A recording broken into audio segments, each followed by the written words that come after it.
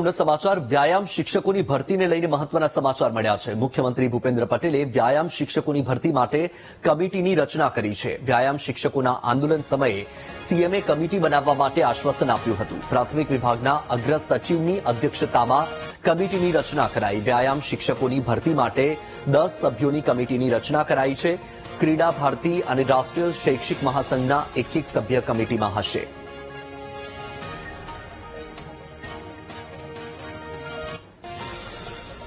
તો આપણે જણાવી દઈએ કે વ્યાયામ શિક્ષકો માટે એક મહત્વપૂર્ણ સમાચાર સામે આવ્યા છે। મુખ્યમંત્રી ભૂપેન્દ્ર પટેલે વ્યાયામ શિક્ષકોની ભરતી માટે કમિટીની રચના કરી છે।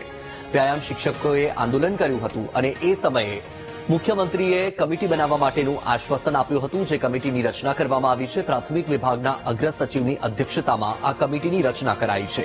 વ્યાયામ શિક્ષકોની ભરતી માટે 10 સભ્યોની કમિટીની રચના કરવામાં આવી છે।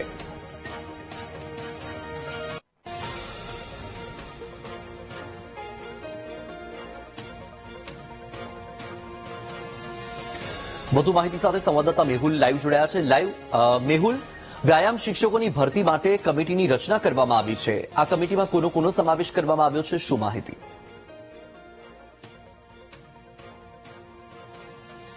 બિલકુલથી વત્સલ, વાત કરવામાં આવે તો વ્યાયામ શિક્ષકોની ભરતી માટે લાંબા સમયથી ઉમેદવારો જે છે તે લડત કરી રહ્યા હતા અને અંતે હવે આ વ્યાયામ શિક્ષકોની જે ભરતી છે તે ભરતીના સંદર્ભમાં શિક્ષણ વિભાગે કમિટી જે છે તે બનાવી છે।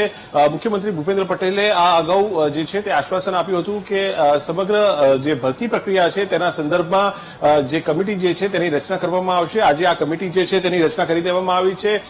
જે શિક્ષણ વિભાગના અગ્ર સચિવ છે તેમના અધ્યક્ષસ્થાને આ કમિટીની રચના કરવામાં આવી છે અને આ કમિટીની અંદર 10 સભ્યો જે છે તેનો પણ સમાવેશ કરવામાં આવ્યો છે। આ જે સભ્યોનો સમાવેશ થયો છે તેની અંદર નજર કરીએ તો ચેરમેન ગુજરાત માધ્યમિક શિક્ષણ બોર્ડ છે તેમનો પણ સમાવેશ થયો છે। સાથે જ નિયામક કમિશનર કચેરી, જે શાળાઓની કચેરી છે તેની નિયામક છે તેમનો પણ સમાવેશ કરવામાં આવ્યો છે। ક્રીડા ભારતી અને ખાસ જે અખિલ ભારતીય રાષ્ટ્રીય શૈક્ષિક સંઘ છે તેના પણ એક જે સભ્યો છે તેનો સમાવેશ કરવામાં આવ્યો છે। વત્સલ, મહત્વનું છે કે લાંબા સમયથી જે પ્રાથમિક શાળાઓ અને ઉચ્ચતર પ્રાથમિક શાળાઓ જે છે તેની અંદર જે વ્યાયામ શિક્ષકોની જે ભરતી છે તે ભરતીના સંદર્ભમાં લાંબા સમયથી ઉમેદવારો લડત કરી રહ્યા હતા અને ખાસ ગાંધીનગરમાં પણ આ જે દેખાવ જે છે તેમના દ્વારા કરવામાં આવ્યું હતું।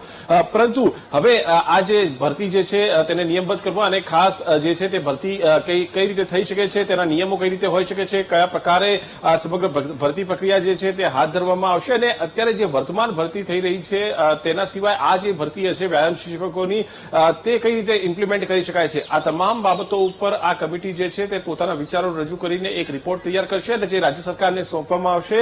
રાજ્ય સરકાર આ રિપોર્ટના આધારે આગામી દિવસોની અંદર આ જે વ્યાયામ શિક્ષકોની જે ભરતી છે તેના અંગે કોઈ નિર્ણય કરી શકે છે। પરંતુ હાલ તો જે વર્તમાન જે ભરતીઓ થઈ રહી છે તેની અંદર પણ કેટલીક જગ્યાએ મુશ્કેલીઓ આવી છે, પરંતુ આ વ્યાયામ શિક્ષકોની ભરતીઓમાં આવી કોઈપણ પ્રકારની મુશ્કેલીઓ ન આવે અને ખાસ કયા નિયમો હોઈ શકે છે, કઈ રીતે કઈ શાળાની અંદર તેની જરૂરિયાત છે, વર્તમાન પોલિસી શું છે, નવી પોલિસી કઈ રીતે હોઈ શકે છે, આ તમામ બાબતો ઉપર સમીક્ષા જે છે તે આ કમિટી દ્વારા કરવામાં આવશે અને નિયમો ઘડવામાં આવશે અને આગામી દિવસોની અંદર આ જે ભરતી છે તેના સંદર્ભમાં રાજ્ય સરકારને રિપોર્ટ સોંપવામાં આવશે। બિલકુલ મેહુલ, માહિતી સાથે જોડાવા બદલ આપનો આભાર।